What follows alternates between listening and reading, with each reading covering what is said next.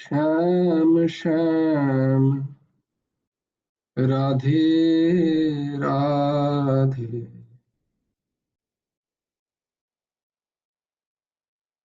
রাধে কৃষ্ণ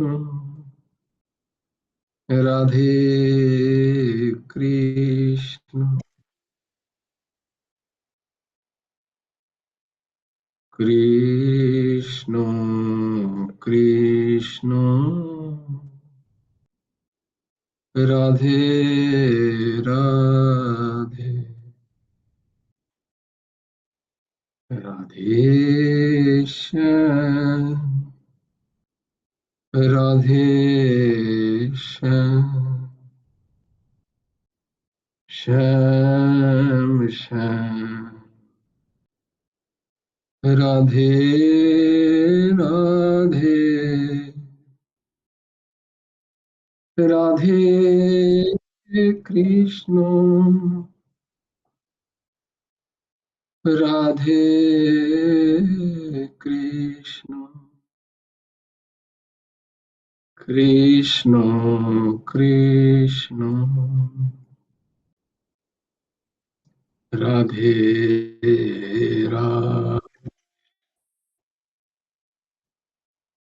রাধে শ্যাম রাধে শ্যাম, শ্যাম শ্যাম রাধে রাধে,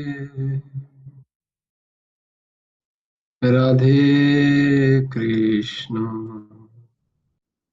রাধে কৃষ্ণ, কৃষ্ণ কৃষ্ণ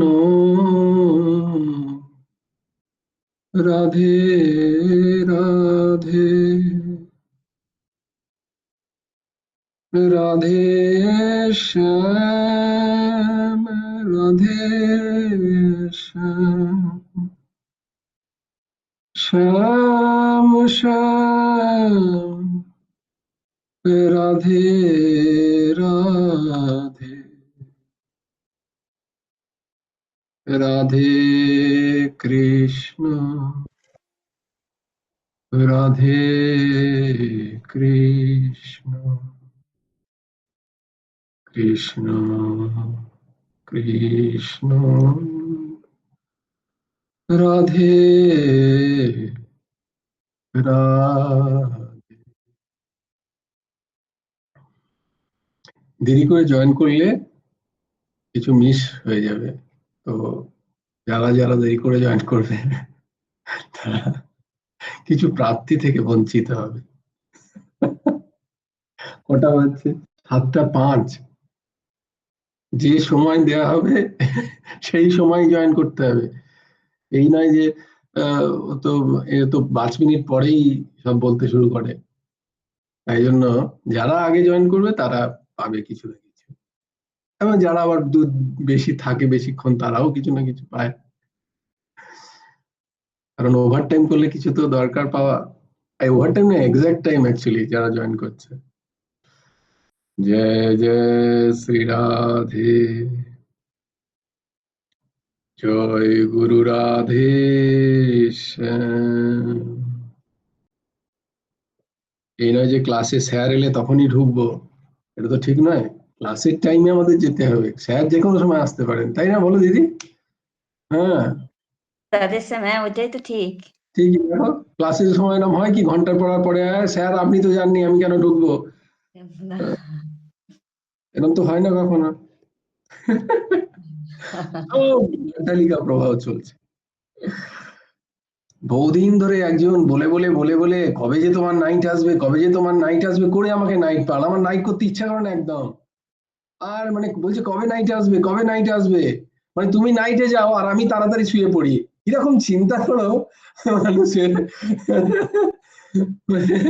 তুমি নাইটে গেলে 7টা থেকে ক্লাস নেবে, তাহলে আমার তাড়াতাড়ি ঘুম এসে যাবে। মানে এই যে বলছিল, কে যেন বলছিলেন, শুধু জগৎ স্বার্থ স্বার্থ, ও নাম নেওয়া যাবে না। শুদ্ধ স্বার্থপর।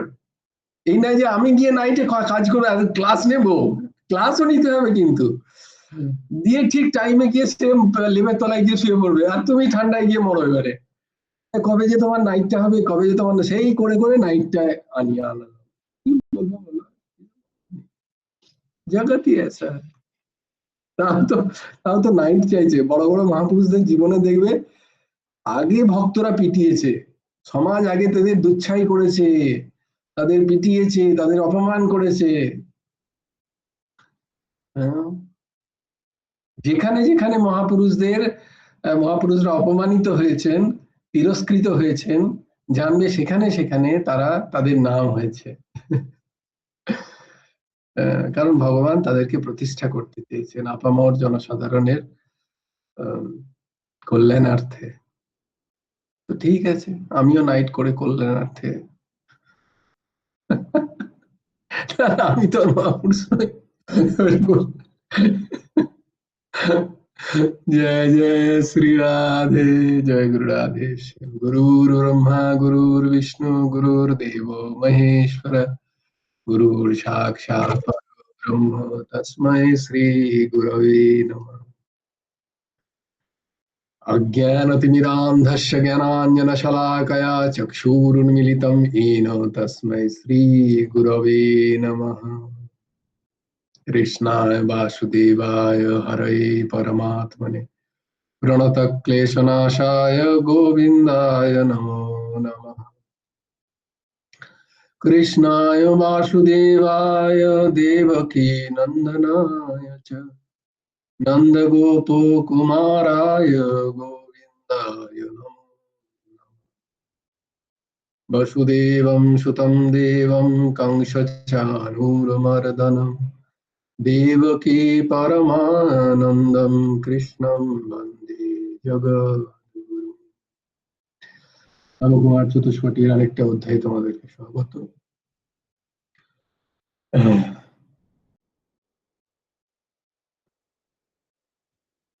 তো শ্লোকগুলো একবার করে নিই আমরা আজকে। ধর্মক্ষেত্রে কুরুক্ষেত্রে সমবেতাयुयुत्सव मामकाः पाण्डवश्चैव किम् अकुर्वत सञ्जय। यत्र योगेश्वरः कृष्णो यत्र पार्थो धनुर्धरः तत्र श्रीर्विजयो भूतिर्ध्रुवा नीतिर्मतिर्मम। यदा यदा हि धर्मस्य ग्लानिर्भवति भारत अभ्युत्थानमधर्मस्य तदात्मानं सृजाम्यहम्। परित्राणाय साधूनां विनाशाय च दुष्कृतां धर्म संस्थापनार्थाय संभवामि युगे। कर्मण्येवाधिकारस्ते मा फलेषु कदाचन मा कर्मफलहेतुर्भूमा ते सङ्गस्त्व कर्मणि योगस्थः कुरु कर्माणि सङ्गं त्यक्त्वा धनञ्जय। सिद्ध सिद्धो समो भूत्वा समत्वं योग उच्यते। विहाय कामानि सर्वान् पुंश्चरति निष्क्रियः निर्मम निरहङ्कार शान्तिम् अधिगच्छति। तमेव शरणं गच्छ सर्वभावेन भारत तत्प्रसादात् परां शान्तिं स्थानं प्राप्स्यसि शाश्वतम्। तद्विद्धि प्रणिपातेन परिप्रश्नेन सेवया उपदेक्ष्यन्ति ते ज्ञानं ज्ञानिनः तत्त्वदर्शिनः। श्रद्धावान् लभते ज्ञानं तत्परः संयतीन्द्रियः ज्ञानं लब्धा परां शान्तिम् अचिरेणाधिगच्छति। कार्पण्यदोषोऽपहतो स्वभाव पृच्छामि त्वां धर्मसम्मुरक्षिताः यश्रेयसं निश्चितं ब्रूहि तन्मे शिष्यस्तेऽहं साधि मां त्वां प्रपन्नम्। सर्वधर्मान् परित्यज्य मामेकं शरणं व्रज अहं त्वां सर्वपापेभ्यो मोक्षयिष्यामि मा शुचः। चञ्चलं हि मनः कृष्ण प्रमाथि बलवदृढम् तस्याहं निग्रहं मन्ये वायुरिव सुदुष्करम्। असंशयं महाबाहो मनो दुर्निग्रहं चलम् अभ्यासेन तो कौन्तेय वैराग्येण च गृह्यते पत्रं पुष्पं फलं तोयं यो मे भक्ता प्रयच्छति तदहं भक्तप्रहितम् अस्नामि प्रयतात्मनः यत् करोषि यदस्नासि यज्जुहोषि ददासि यत् तपस्यासि कौन्तेय तत् कुरुष्व मदार्पणम्।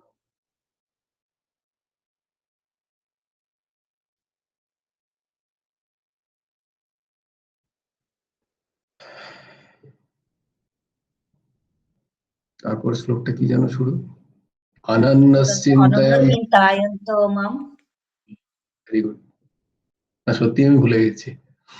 অনন্যশ্চিন্তয়ন্তো মাম येन पर्युपासते तेषां नित्याभियुक्तानां योगक्षेमं वहाम्यहम् अपि चेत् सुदुराचारो अनन्य भजते माम् अनन्यभाक् সাধুরেব সমন্ত্যব্য সম্যক ব্যবসিত হি। দারুণ, আমিও হাসবো।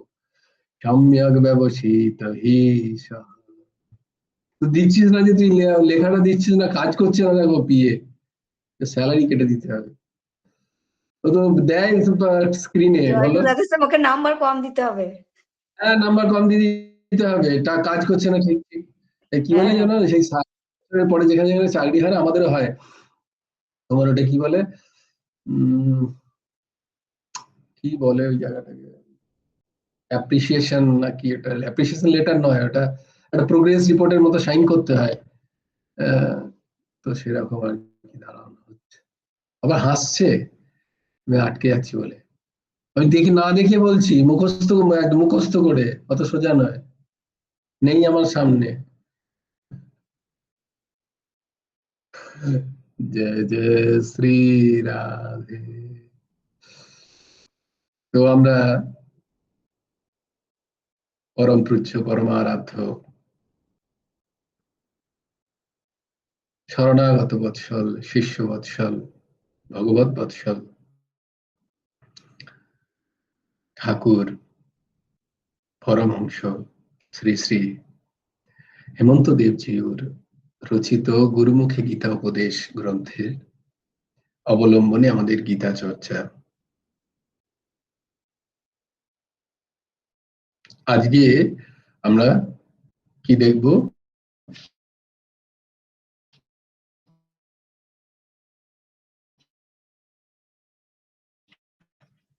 100 নম্বর, আজকে 100 নম্বর অনুচ্ছেদে ভগবান কি বলছেন, আরো কি কি গুণ দরকার। তোমরা সব গুণগুলো লিখছে। এই দ্বাদশ অধ্যায়ে ভগবান একটা অপূর্ব, এই দ্বাদশ অধ্যায়টা আমরা চেষ্টা করব পুরো অধ্যায়টাকেই কণ্ঠস্থ করার। তাই জন্য আমি অপেক্ষা করছিলাম যে এই দ্বাদশ অধ্যায়টা কবে হয়ে যাবে। একদম শুরু থেকে শেষ পর্যন্ত যে কটা, বোধহয় 37টা না 38টা শ্লোক আছে, আমরা চেষ্টা করবো এটা কণ্ঠস্থ করার। দ্বাদশ অধ্যায় এবং পঞ্চদশ অধ্যায়। তো অদ্ভুত অদ্ভুত গুণ, যেগুলো আমাদের দেখানোর জন্য নয়, এই গুণগুলো কাউকে দেখানোর জন্য নয়, এই গুণগুলোকে ধারণ করার জন্য, বা এই গুণগুলো ধারণ করলে আমাকে কে ভালো বলবে কে খারাপ বলবে এসব শোনার জন্য নয়, জগতের জন্য এই গুণগুলো নয়। এই গুণগুলো ধারণ করব ভগবানের জন্য, গুরুদেবের জন্য। এই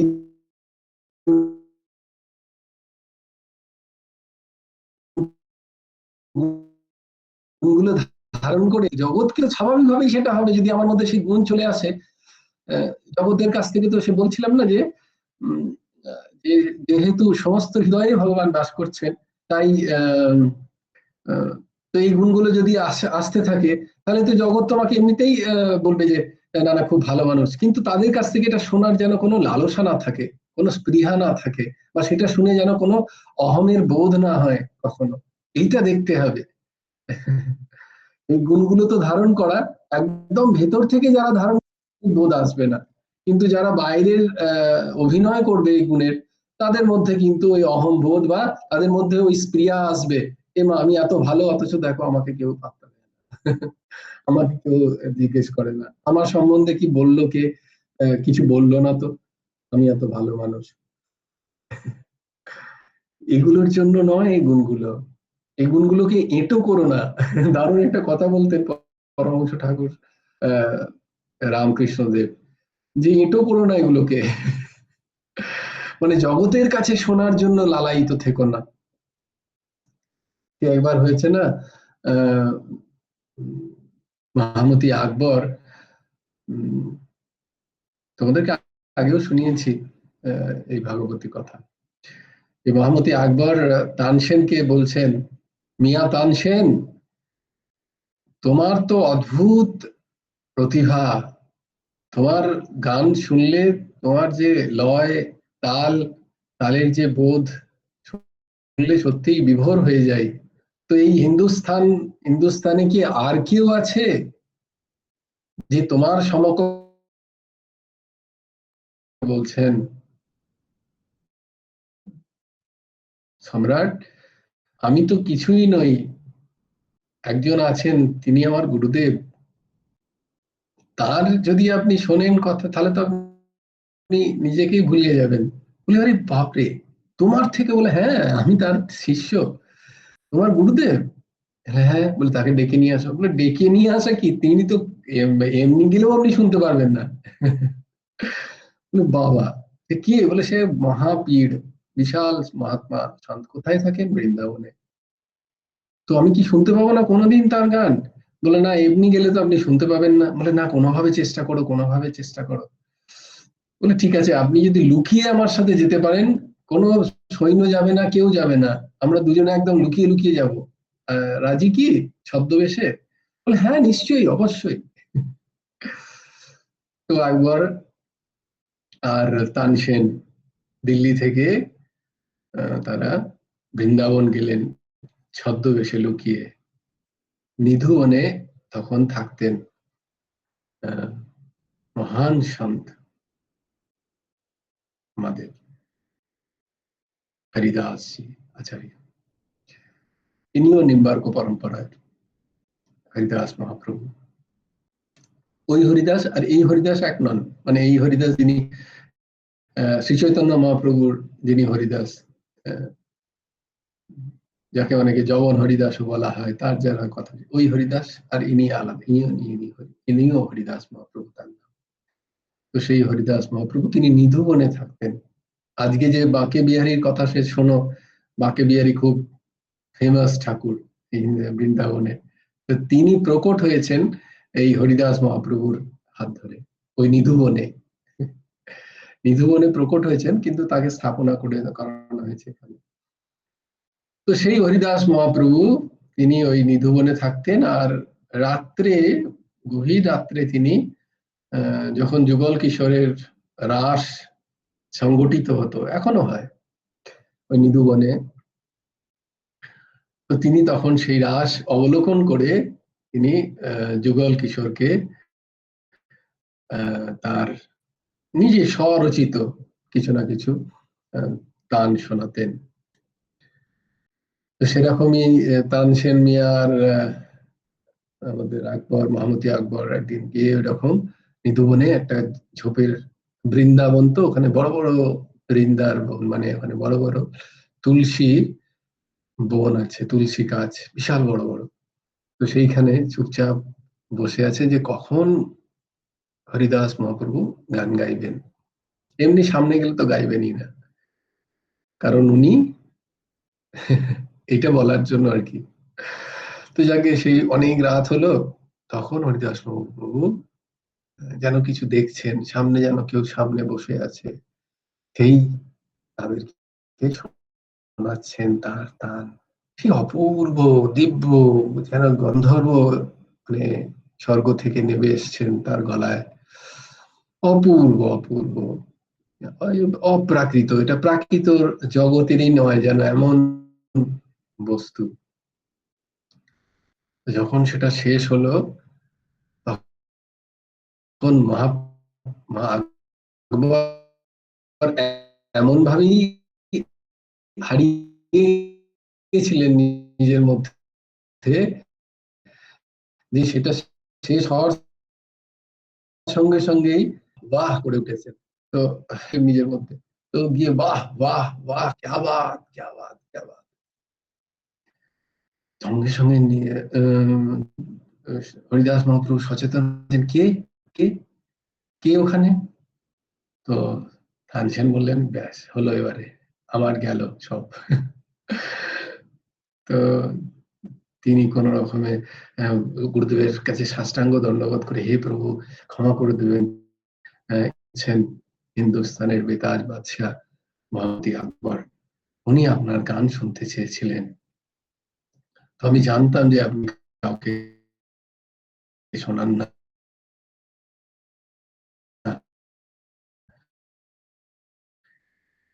কি করব, তাই জন্য এইভাবে আমরা লুকিয়ে আপনার গান শুনেছি। এই বলা, কাঁদছেন, দু চোখ বেয়ে জল পড়ছে।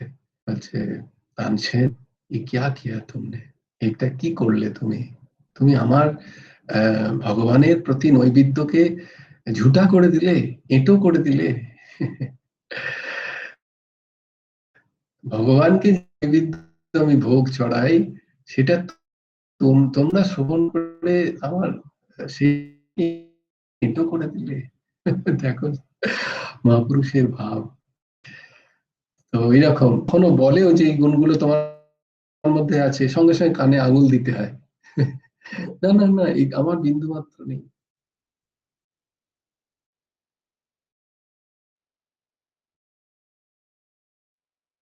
কিন্তু এগুলো ধারণ করা কর্তব্য ভেতর থেকে।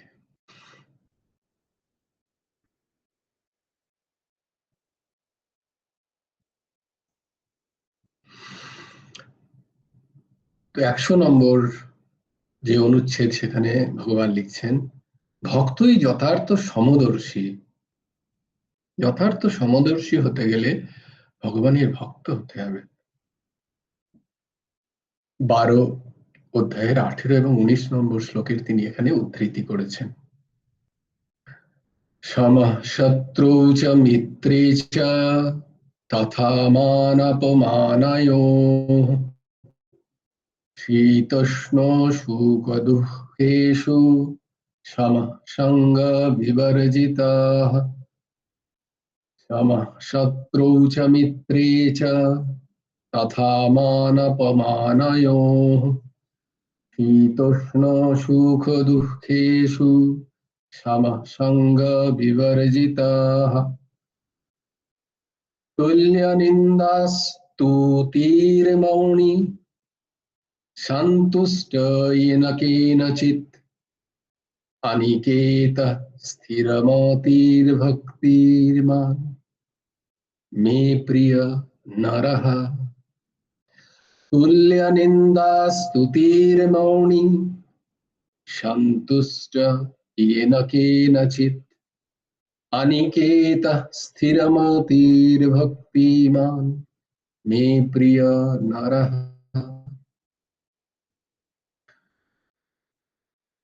কি অদ্ভুত অদ্ভুত গুণ আমাদের মধ্যে, কি কখনো আসবে এগুলো?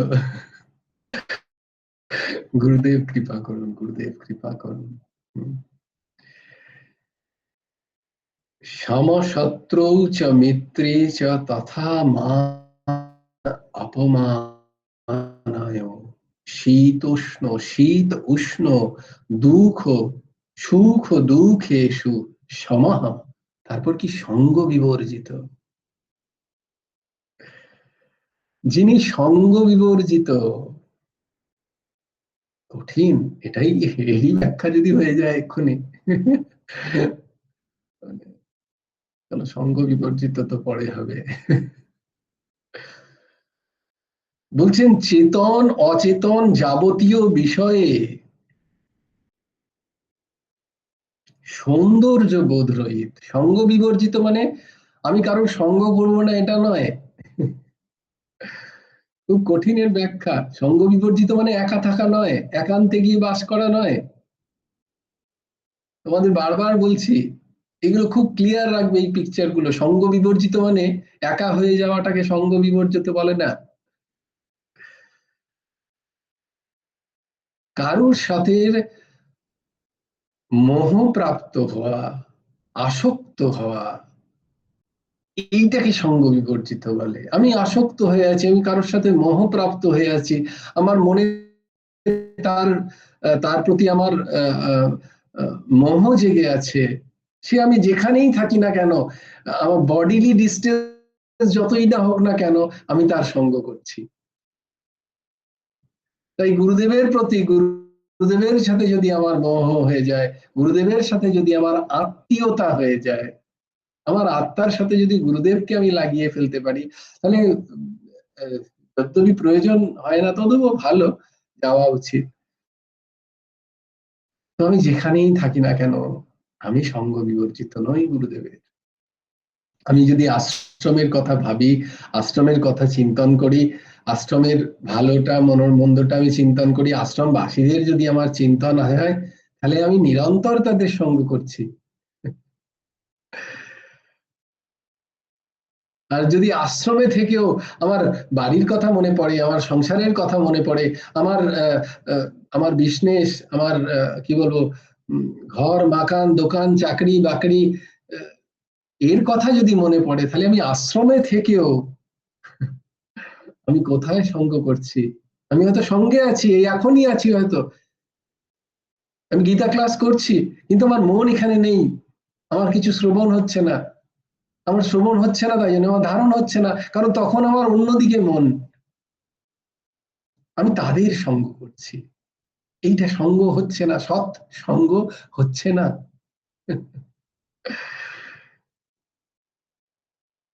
এটা সঙ্গ বিবর্জিতাকে বলে। তাই সৎসঙ্গ যদি ঠিক ঠিক হয়, সৎসঙ্গে 15 মিনিট আধা ঘন্টা বসে যদি সৎসঙ্গ হয়ে যায়, যে সৎ কথা বলেছে তার সাথে যদি সঙ্গ হয়, বলে তাহলেই বহু বহু উপকার। পঞ্চ ইন্দ্রিয়কে যদি আমি তখনই লাগিয়ে ফেলতে পারি সেখানে 15 মিনিটের জন্য, বলছি 15 মিনিট তো অনেক অনেক অনেক হয়ে গেল। এক ঘড়ি আধা ঘড়ি, এক ঘড়ি মানে 24 মিনিট, আধা ঘড়ি 12 মিনিট, বলে আধেও মে আধ, সেই আধার থেকেও যদি আধা, বলে মাত্র 6 মিনিট।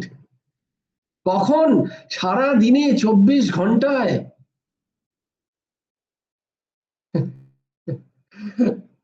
বলে তোমাকে বলছি না যে তুমি 24 ঘন্টায় সবসময় মালা জপ করো, 6 মিনিট লাগাও মনটাকে।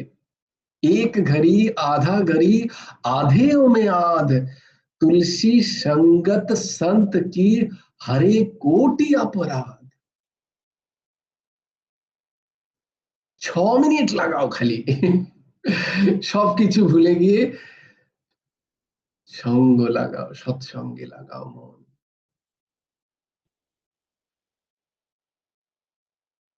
এটাকে সঙ্গ বলে।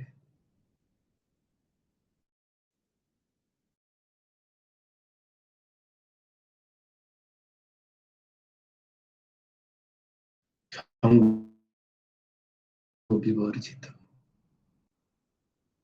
চেতন অচেতন যাবতীয় পরমহংস ঠাকুর শ্রী শ্রী হেমন্ত দেব জিউর শ্রীচরণে যদি 1 মিনিটও মন লেগে যায়, তাহলে কল্যাণই কল্যাণ। তারপরে কি না, সর্বপ্রকার হর্ষ বিষাদ শূন্য, বারবার এই কথাটা বলছেন ভগবান। মনটাকে একটু নিউট্রালাইজ করতে হবে, না হর্ষতে হর্ষ, না বিষাদে বিষাদ। বলে হচ্ছে না তো, একজনই বলছিল আজকে, কোথায় হচ্ছে না তো, হর্ষ এলে তো হর্ষ হচ্ছে, বিষাদ এলে তো বিষাদ চলে আসছে মনের মধ্যে, এত গীতা শ্রবণ করো কেন হচ্ছে না?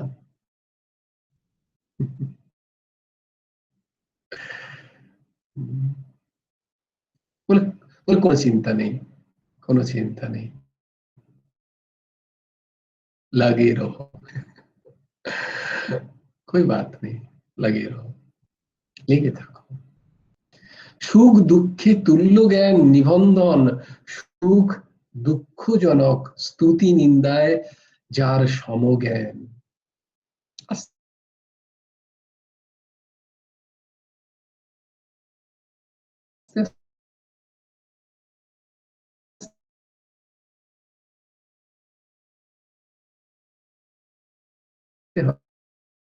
হবে, আস্তে আস্তে হবে। সুখ দুঃখে তুল্য জ্ঞান, সেখানে সমতার জ্ঞান।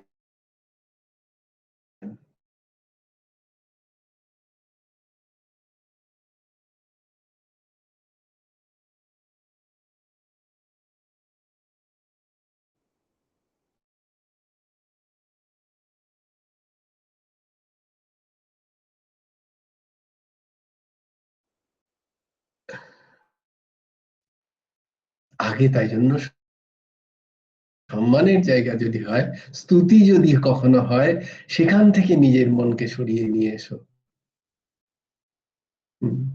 সেইখান থেকে মনকে বেশিক্ষণ ওখানে থাকতে দিও না। মনকে ভালো লাগাতে নেই।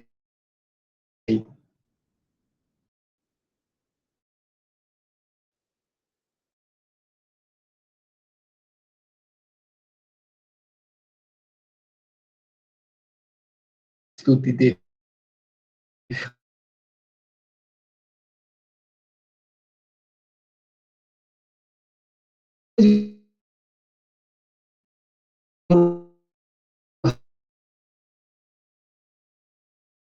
আগে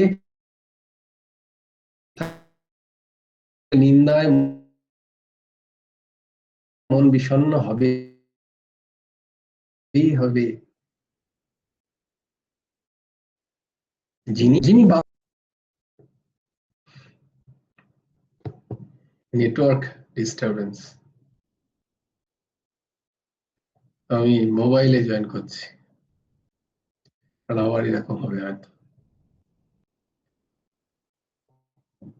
লোকেশন শিফটিং। তো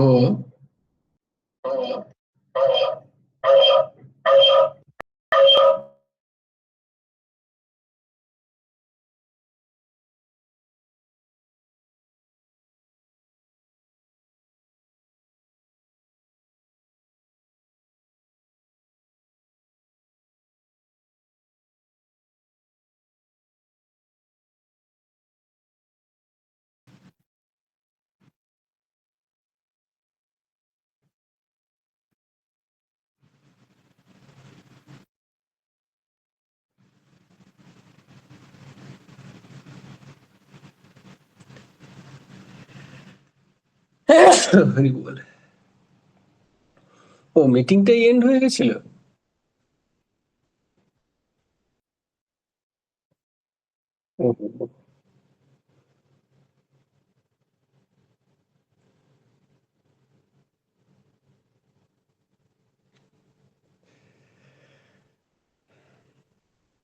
তো তিনি বলছেন যে যিনি বাক্যের ব্যবহার বাকি রেখেই চেষ্টাদি না করিয়া বলবান প্রারব্ধ কর্ম দ্বারা বলবান প্রারব্ধ কর্ম দ্বারা সমানিত শরীর রক্ষণ উপযোগী ভোজন আদি দ্বারা সন্তুষ্ট। দেখো বলছে যে প্রারব্ধ অনুযায়ী যেমন তার প্রাপ্তি হচ্ছে তাতেই সে সন্তুষ্ট। সন্তুষ্ট ইয়েন কেনচিৎ, যেভাবেই হোক না কেন সে সন্তুষ্ট, সন্তোষ ধারণ করেছে যে নিজের জীবনে।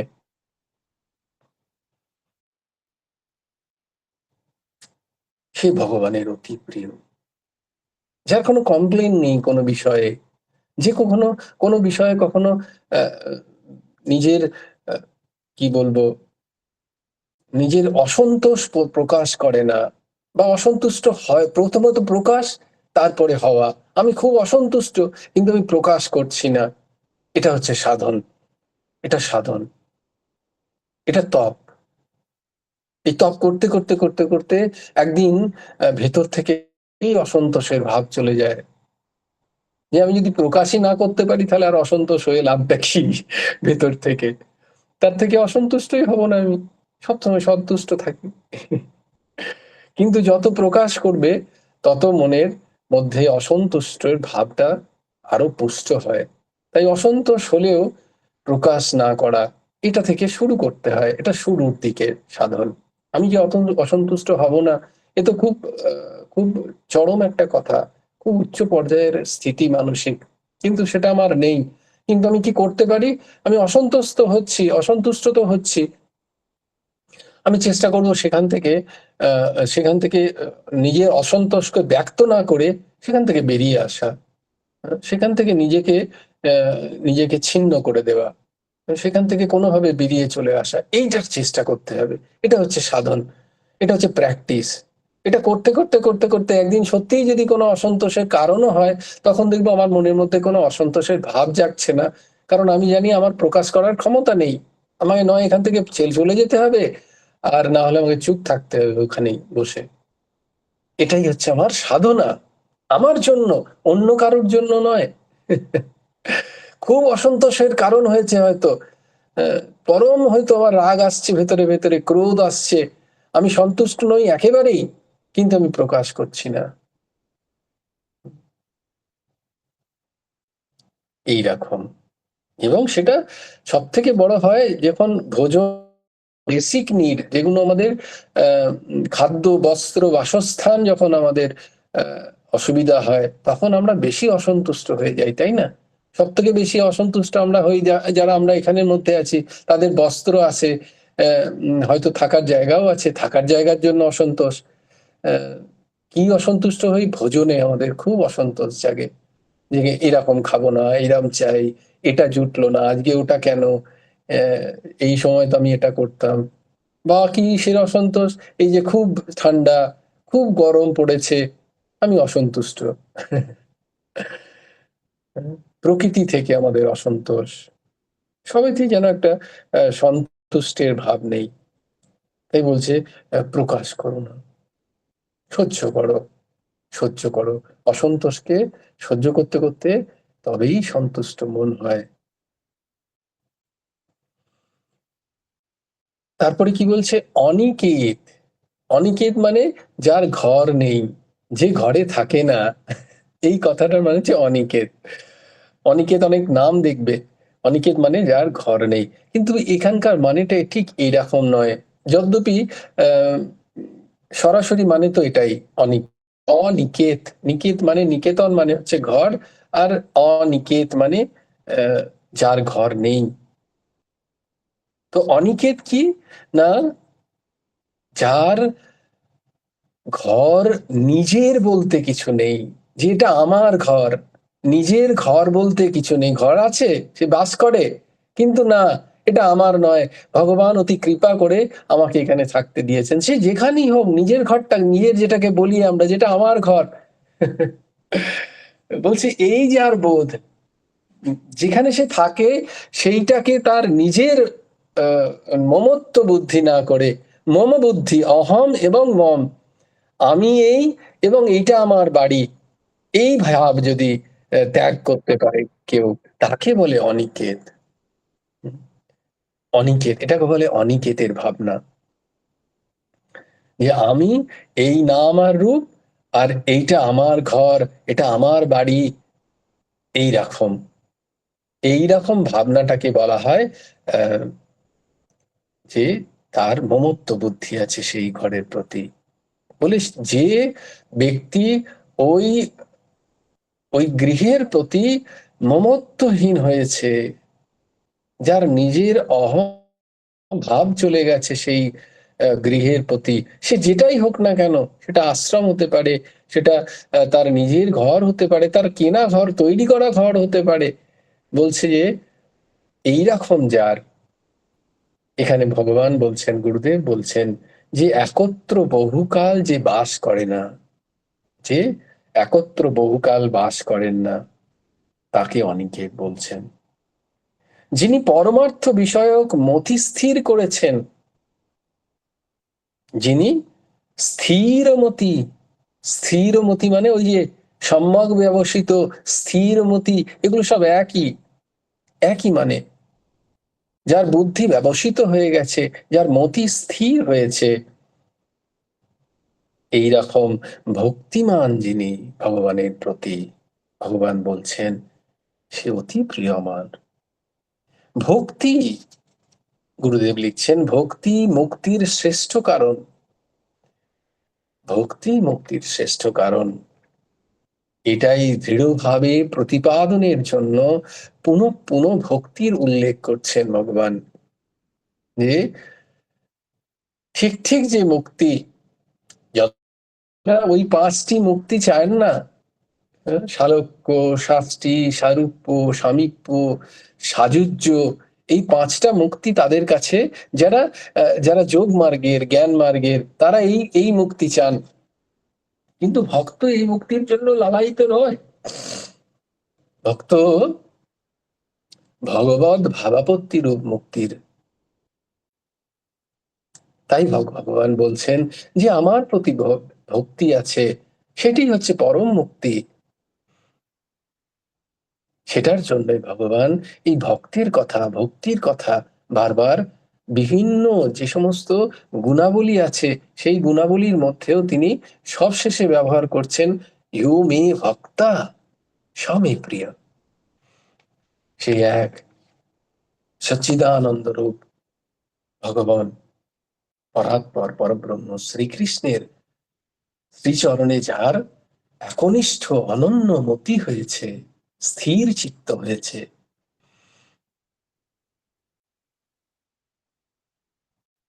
ভগবান বলছেন সে আমার অতি প্রিয়। জয় জয় শ্রী রাধে, জয় জয় শ্রী সীতারাম, হর হর মহাদেব। ভজ গুরু হেমন্ত দেব রাধে শ্যাম, জপ হরে কৃষ্ণ হরে রাম। জয় জয় শ্রী রাধে, জয় জয় শ্রী রাধে, জয় জয় শ্রী রাধে। হরি বল, হরি বল, হরি হরি বল।